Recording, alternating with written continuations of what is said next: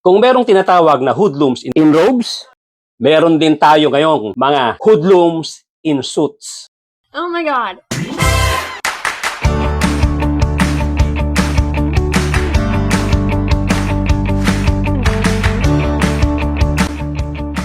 Doon po sa mga bago lang dito sa aking channel, kindly subscribe, kindly hit the notification bell, pati na rin yung like button, at pakishare na rin po para lumaki ang ating community. At tuloy-tuloy na po tayo sa ating topic for today. Mga kapatid, mga kababayan, naipakita naman natin kahapon kung ano ang nangyari sa Nepal. Hanggang ngayon, pinapacify pa ang mga Gen Zs. Inaayos pa nila ang peace and order doon, although nagbitaw na o nag-resign na itong si Prime Minister Oli.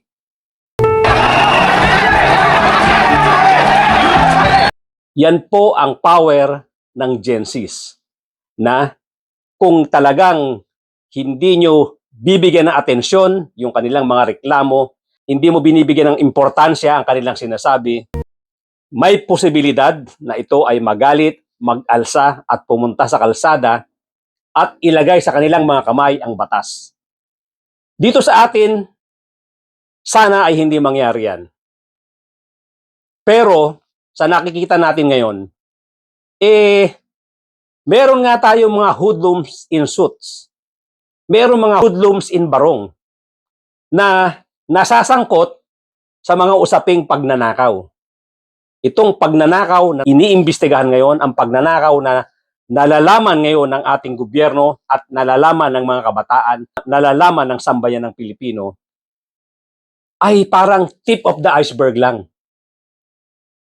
Kasi ang pinag-uusapan natin ngayon, ang lumalabas pa lang sa mga balita, itong nangyayari sa Bulacan, sa Mindoro, pero kung susumahin natin, kung iisipin nating maigi, yung ipinresent ni Governor Dolor diyan sa Oriental Mindoro, na kung saan kitang-kita dito kung paano tinatrabaho, ano ang mechanics para makuha ang pera nitong mga politicians at ng mga engineer diyan sa DPWH. Kita po natin dito ang pattern. Kita natin kung paano ang arrangement, kung paano ginagawa ang pagnanakaw, systematic na pagnanakaw. Kaya hindi natin maaalis sa ating mga isipan na itong ganitong klaseng pattern, ang ganitong klaseng pagnanakaw ay nangyayari sa lahat ng distrito sa buong Pilipinas. Kaya isipin nyo na lang kung ilang distrito yan, mga kapatid, mga kababayan. Ilang libong flood control projects all over the Philippines. Kaya hindi ko ma-imagine kung ilang trilyon ang talagang nawawala diyan sa nakawan na yan. Nakakalungkot, mga kapatid, mga kababayan. At ito ay pinag-uusapan nating flood control projects pa lang. Paano na ang ibang agencies? Na alam din natin na punong-puno ng anomalya. Kaya nga itong pag-iimbestiga na gagawin, lalo na itong independent body na gagawin ng presidente para mag-imbestiga dito, ito ay nakatuon sa mga infrastructure at flood control projects. Isipin mo kung gaano kahirap na trabaho itong susuungin nila. Kasi magdudugtong-dugtong na yan. Lahat ng mga klase ng mga korupsyon sa infrastructure, kasama na nga yung flood control projects, maglilitawan dyan. Ang nakakalungkot dito, hindi pa tayo nakakatiyak kung ang mga masasangkot dito ay talagang makukulong. Hindi tayo nakakatiyak kung mapagdudugtong-dugtong ang mga ebidensya para magkaroon ng mga conviction laban sa mga taong involved dito. Ang madaling idiin dito, yung level ng DPWH. Kasi dyan obvious na obvious. Kitang-kita dyan yung trail, money trail, kitang-kita dyan yung paper trail. Kitang-kita dyan yung ebidensya kung substandard, kung hindi natapos at kung ghost project. Kitang-kita dyan. So garantisado, dito sa level ng DPWH, maraming makukulong. Ang tanong nga lang dyan, hanggang kailan matatapos yan dahil sa tingin ko, buong Pilipinas po yan. Buong Pilipinas yan na dapat imbestigahan. Kaya talagang bugbog sarado ang mamamayang Pilipino dito sa klase ng pagnanakaw na to. Ngayon, balikan natin yung mga hoodlums in suits at saka hoodlums in barong. Itong mga tinutukoy ngayon na medyo tinatamaan na ng mga revelation diyan sa gitna sa DPWH level at sa pag-iimbestiga diyan sa Senado, pag-iimbestiga diyan sa lower house, lumalabas nga talaga na makukonfirm talaga na may mga politiko na nag-e-effort na tumutulong at kung tutuusin, parte sila ng sindikato. Ngayon, ang panawagan natin, yes, mahirap patunayan ito. Sinasabi nga ni Ping Lacson, ni Senator Ping Lacson, itong mga insertion na to, wala namang resibo to.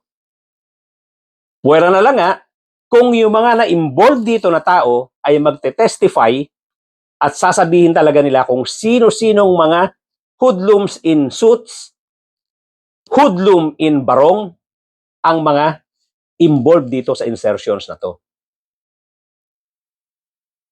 Kaya mga kapatid, mga kababayan, although may kahirapan ngang patunayan ito, ang buong sambayan ng Pilipino ay nakamasid.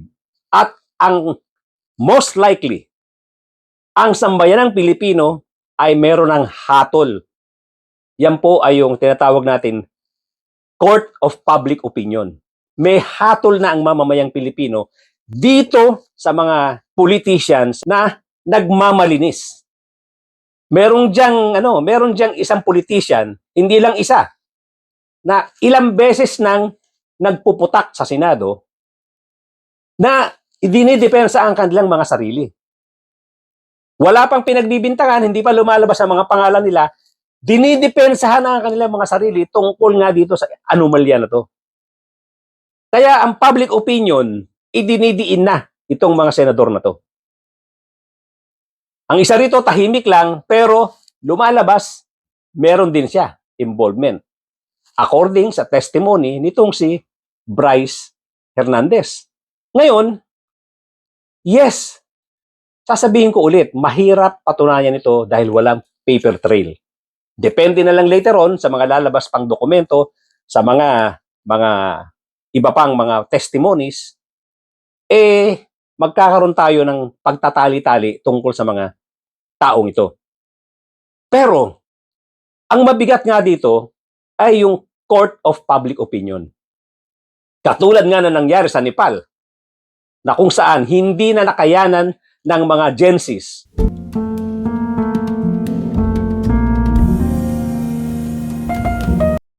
Bumandera po dito. Nanguna po rito yung mga kabataan. Yung mga Gen Zs. Hindi na nila pinayagan na ganun-ganun na lang ang mangyayari sa kanilang bansa. All over na rin. Kung saang agency na rin ang lumalabas na may mga katiwalian, merong korupsyon. Parehong-pareho dito. Pero kung tutuusin po, napakalawak, napakalaki kumpara sa Nepal, yung korupsyon na nangyayari dito sa ating bansa. Napakalaki po. Kaya wag naman sana, pero baka ito'y maging mitya ng katulad na pangyayari sa Indonesia, katulad ng pangyayari diyan sa Nepal, kung saan pinabagsak nila ang Prime Minister, pinabagsak ang gobyerno dahil nga hindi na kayanan ng mga bata ang pambobola sa kanila, ang pagmamaniobra sa kanila ng gobyerno para lang mapatahimik sila at papaniwalain na walang nangyayaring anomalya. Ganon din po rito sa ating bansa. Pinipilit nating palabasin itong mga hoodlum in suit na to, itong mga hoodlum in barong na wala silang kasalanan. Malayong malayo pa, nag-iingay na sila. Wala pang binabanggit, dinidepensa na nila ang kanilang mga sarili. So lumalabas, sila tuloy ang pinagtutuunan ng pansin ng mga mamamayang Pilipino. At again, sasabihin ko, huwag sanang maging mitsa ito dito sa kabataan na hindi na makapagpasensya, maubos ang pasensya at mangyari nga ang katulad na nangyayari sa Nepal. Ang ating hamon dito sa mga hoodlum in suit, hoodlum in barong, eksaminin po ninyo maigi ang inyong mga sarili. Kung sa tingin ninyo, hindi na kayo karapat-dapat yan sa pwesto na yan, bumitiw na po kayo sa mga pwesto ninyo at hayaan nating gumulong ang will of justice. Hayaan nating magtuloy-tuloy ang investigasyon. Huwag kayong humara-hara dyan. Huwag kayong umepal-epal dyan na wala na kayong ginawa, pasweldo kayo ng mamamayang Pilipino, wala na kayong ginawa kundi idepensa ang inyong mga sarili. Isipin nyo mga kapatid, mga kababayan, sila ay nasasangkot sa korupsyon. Tapos, pinapasweldo pa natin sila. Pagkatapos, ang trabaho nila ngayon, ipagtanggol ang mga sarili nila habang tayo ang nagpapasweldo sa kanila. Pinapasweldo natin and yet, ang ginagawa nila dyan sa hall ng Senado, ipagtanggol ang mga sarili nila at the end of the day, pasweldohin natin sila. Hindi ba masakit yan, mga kapatid, mga kababayan? Pareho nitong si Sara Duterte. Pinapasweldo natin, ando dun. Wala nang uwian, nasa ibang bansa, paikot-ikot, doon nangangampanya. Pinipilit niyang pabanguhin ang pangalan niya doon sa iba't ibang panig ng mundo. Pinaghahandaan yung 2028 election. Hindi na nagtatrabaho. Nilalabanan niya yung image niya na nasisira dito sa Pilipinas dahil doon sa korupsyon din. Dahil doon sa hindi maipaliwanag na confidential funds na inubos sa loob lamang ng 11 days. At yung mga resibo, puro mga pangalan ng pagkain. mga pangalan na fictitious, mga pangalan na peke, na wala namang rehistro sa National Census. Bugbog sarado po tayo mga kapatid, mga kababayan, bugbog sarado tayo sa korupsyon. Kaya nga, ipagdasal natin na itong kabataan ay huwag matrigger at huwag ma-inspire dyan sa nangyari sa Indonesia, nangyayari sa Nepal. Dahil kung ito ay walang mapuntahan, itong gagawing investigasyon, pag walang nangyari, yan, dyan ako kinakabahan. Baka itong mga kabataan ay gamitin na ang kanilang puwersa at ilagay nila sa kanilang mga kamay ang batas.